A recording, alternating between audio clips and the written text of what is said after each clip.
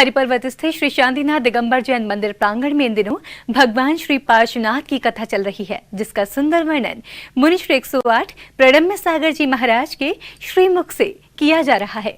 सोमवार को भी मुनिश्री ने भगवान के केवल्य ज्ञान की प्राप्ति के साथ समश्रण की रचना का वैभवशाली वर्णन किया। तस्वीरों में जो आप अद्भुत और दिव्य नजारा देख रहे हैं, ये नजारा हरिपर्वत स्थित श्री शांतिनाथ दिगंबर जैन मंदिर के कथा स्थल का है, जहां परम पूज्य संत शिरोमणि आचार्य श्री विद्यासागर जी महाराज के शिष्य मुनि श्री 108 प्रणम्य सागर जी महाराज और मुनि श्री 108 चंद्र सागर जी महाराज विराजमान हैं, जिनके श्रीमुख से निरंतर भगवान श्री पार्श्वनाथ की कथा सुनाई जा रही है। अनेक जन्म जन्मांतरों की विषय को प्रस्तुत करती हुई आज उस मोड़ पर खड़ी है जब भगवान अरिहंत देव के रूप में वह पार्श्व प्रभु विराजमान हो चुके हैं। आपने देखा जिस जन्म में उन्हें तीर्थंकर बनना है, उस जन्म में भी उनके साथ में ऐसा कुछ हुआ जो नहीं होना चाहिए था, और उसे भी कल हमने समझा कि वह भी एक काल दोष के कारण से ऐसा हुआ है, ऐसा हमें समझना है। सोमवार को भी भगवान पार्श्वनाथ के तप कल्याण के बाद मुनि श्री 108 प्रणम्य सागर जी महाराज के श्रीमुख से भगवान के केवल्य ज्ञान प्राप्ति के साथ देवों द्वारा की गई समश्रण की रचना का वैभवशाली अति सुंदर वर्णन मुनिश्री के श्रीमुख से किया जा रहा है, जो कि बेहद अद्भुत और अकल्पनीय है। पार्श्व मुनिराज के ऊपर उपसर्ग हो रहा है। उस समय पर आपने ये भी देखा कि उन मुनिराज ने किसी भी तरह का कोई भी प्रतिकार नहीं किया। आपको ये लगता होगा कि आखिर हम भगवान पार्श्वनाथ के जीवन से क्या सीखें? केवल इतना ही कि वो एक बहुत बड़े केवल ज्ञानी हैं, बहुत वैभव को धारण करने वाले एक बड़े तीर्थंकर हैं, या उनके लिए देवलोग सेवा करने आते हैं इसलिए वो बहुत महान हैं। ये सब चीज़ें बाहरी चीज़ें हैं, ये सीखने की चीज़ें नहीं हैं, ये सिर्फ जानने की चीज़ें हैं। मुनिश्री समश्रण का वर्णन करते हुए बताते हैं कि समश्रण देवकृत होता है, जिसकी रचना कुबेर देव के द्वारा की जाती है। तीर्थंकरों को केवल्य ज्ञान उत्पन्न होने के बाद सौधर्मेंद्र की आज्ञा से कुबेर विशेष रत्न एवं मणियों से समश्रण की रचना करते हैं। ये समश्रण भूतल से 5000 धनुष ऊपर आकाश के अधर में 12 योजन विस्तृत एक गोलाकार इंद्र नीलमणि की शिला होती है। इस शिला पर समश्रण की रचना बनाई जाती है, जिसके चारों दिशाओं में 20-20 हजार सीढ़ियाँ होती है। जब जब उन्होंने जीवन में वैराग्य धारण किया, अनेक तरह के राजा और चक्रवर्ती होने के बावजूद भी, तो उनकी उन भावनाओं से हमको सीख सकते हैं।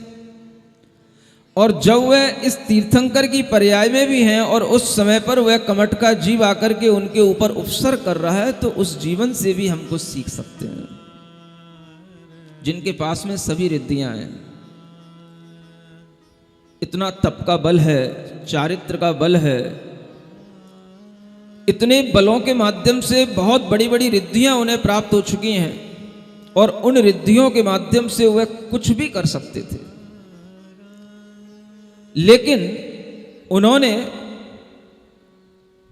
वह कुछ नहीं किया जो उन्हें करना चाहिए था। एक उपसर्ग करने के लिए उनके ऊपर जब वह कमट का जीव संवर नाम का देव, ज्योतिषी देव बनकर के उपसर्ग कर रहा है, वह उस उपसर्ग को चाहते तो केवल अपने मन में विचार करके ही उसको दूर कर सकते थे। समश्रण का वैभवशाली वर्णन करते हुए मुनिश्री बताते हैं कि समश्रण में देव, मनुष्य और त्रियंच आत्मा कल्याण के लिए आते हैं। समश्रण में 8 भूमियां होती हैं। 1 चैत्य प्रसाद भूमि, 2 जल खातिका भूमि, 3 लतावन भूमि, 4 उपवन भूमि, 5 ध्वज भूमि, 6 कल्पवृक्ष भूमि, 7 भवन भूमि, 8 श्री मंडप भूमि एवं इनके आगे स्टिफिक मणि में वेदी है। इस वेदी के आगे एक के ऊपर एक क्रमशः 3 पीढ़ियां होती हैं। प्रथम पीढ़ी, द्वितीय पीढ़ी, तृतीय पीढ़ी के ऊपर गंध कुठी होती है, जिस पर तीर्थंकर अष्ट प्रतिहारियों के साथ आकाश में विराजमान रहते हैं। नहीं आन जाके 14 गिरदाकार बनी पेणिका 20,000, हाथ हाथ पर ऊंची लसे, नभ पर जंत देख दुख नसे। जिस स्थान पर भगवान को केवल ज्ञान की प्राप्ति होती है, वहीं पर वह 5,000 धनुष ऊपर उठ जाते हैं। एक धनुष में 4 हाथ होते हैं, 4 हाथ में 6 फीट मान के चलो तो कितने 30,000 फीट ऊंचा हो गया वो समोसरण। समझ में आ रहा है? अगर इतना ऊंचा समोसरण है तो वहां तक पहुंचने के लिए भी आपको सीढ़ियां चाहिए, और वह सीढ़ियां 20,000 सीढ़ियां होती हैं। जहां वह समोसरण की रचना की जाएगी, वह एक गोल इंद्र नील मणि का, बिल्कुल नील मणि का बना हुआ पहले एक बहुत बड़ा गोल चबूतरा टाइप का होता है, 5 कोस चौड़ा। मुनिश्री बताते हैं कि समोसरण पर ध्यान की कोई सीमा नहीं। वहाँ सभा में स्थित जीवों का क्षेत्रफल वहाँ के बैठने योग्य स्थान के क्षेत्रफल से असंख्य गुना है। जहाँ केवली भगवान के अतिशय से समोसरण में स्थित जीवों को किसी भी प्रकार का भय, आतंक, भूख, प्यास, रोग, शोक, काम बाधा, सर्दी, गर्मी इत्यादि पीड़ाएं नहीं होती। बड़ा ही सुंदर सरल भाषा में वर्णन किया जा रहा है। पूज्य मुनिश्री द्वारा जिस तरीके से यहाँ के भक्तों को भगवान पारसनाथ के जीवन चरित्र पर जो कथा उन्होंने रचित की है, और बड़ी सरल भाषा में, धर्ममयी भाषा में यहाँ पर भक्तों को समझाया जा रहा है, और उनसे कहा जा रहा है कि भगवान पारसनाथ के चरित्र को आप धारण करें, यही आपके जीवन का सार है। मेरा सभी साधर्मी जैन बंधुओं से निवेदन है कि वह इस पारस कथा का आनंद इस तीर्थस्थल पर्वों में और चतुर्मास में उठाएं और धर्म लाभ प्राप्त करें।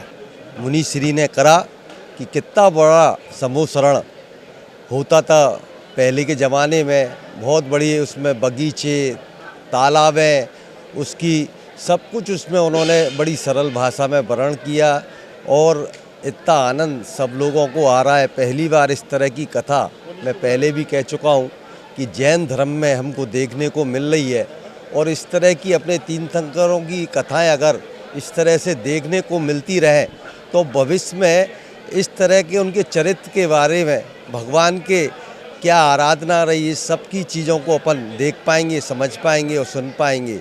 समोसरण का वैभव सुनिएगा, देखिएगा। नंबर 2, आपने कहा शिविर। इस बार 10 लक्षण पर्व जो जैनों का सबसे बड़ा पर्व होता है, इस दिवस के लिए अनूठा शिविर है पूज्य मुनिश्री प्रणम्य सागर जी महाराज के सानिध्य में। प्रातः 5:30 बजे से ध्यान और योग के संग प्रारंभ होगा।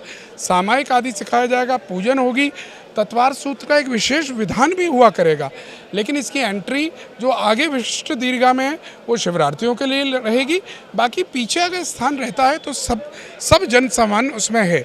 दिन भर क्लासेस चलेंगी, रात्रि को सांस्कृतिक कार्यक्रम भी हुआ करेंगे। 7 बजे अलग अलग शैलियों की तरफ से आरती होगी, और उसके बाद 7:30 बजे से 8:30 बजे तक सांस्कृतिक कार्यक्रमों का आयोजन किया गया।